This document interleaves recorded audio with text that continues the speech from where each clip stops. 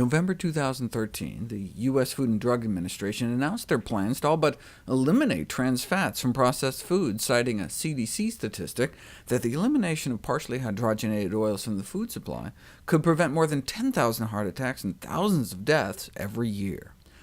Currently, trans fats enjoy so-called GRAS status, generally recognized as safe. How did these killer fats get labeled as safe? Who gets to determine that? Currently, a generally recognized as safe determination is made when the manufacturer of a food substance evaluates the safety of the substance themselves and concludes that the use of the substance is safe. Did I just read that right? The company that manufactures the substance gets to determine if it's safe or not? This approach is commonly referred to as GRAS self-determination. To make matters worse, not only do they not have to inform the public, they don't even have to inform the FDA.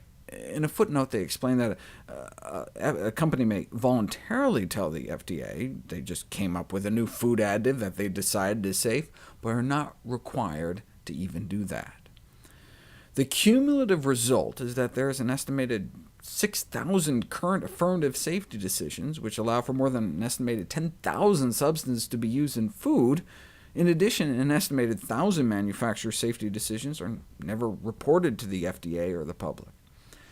Manufacturers and a trade association made the remaining decisions without FDA review by concluding on their own that the substances that they themselves are selling were safe.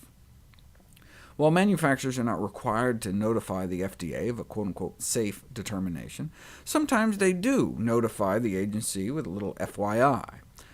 At least in those cases where they're going public with their decision as to what they're putting in our food, presumably they're being above board and finding some independent third-party panel. The objective of this study was to find out. Of the 451 GRAS notifications voluntarily submitted to the FDA, 22% were made by someone directly employed by the company. 13% were made by someone directly employed by a firm hand-picked by the company, and 64% by a panel hand-picked by the corporation or the firm the corporation hired. Are you doing the math? Yes, that means 0% of safety decisions were made independently. An astonishing 100% of the members of expert panels worked directly or indirectly for the companies that manufactured the food additive in question, 100%. And those were just the ones the food companies told FDA about. And they used the same rent-a-scientist experts over and over, leading food industry watchdog Marion Nestle to ask, how is it possible that the FDA permits manufacturers to decide for themselves whether their food additives are safe? Maybe it's because many of the companies providing our daily food are corporate giants with political muscles national governments would envy.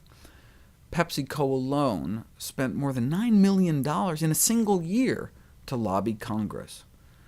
The fact that food additives like trans fats have been allowed to kill thousands of Americans year after year comes as less of a surprise to those who realize 3 of Washington's largest lobbying firms reportedly now work for the food industry.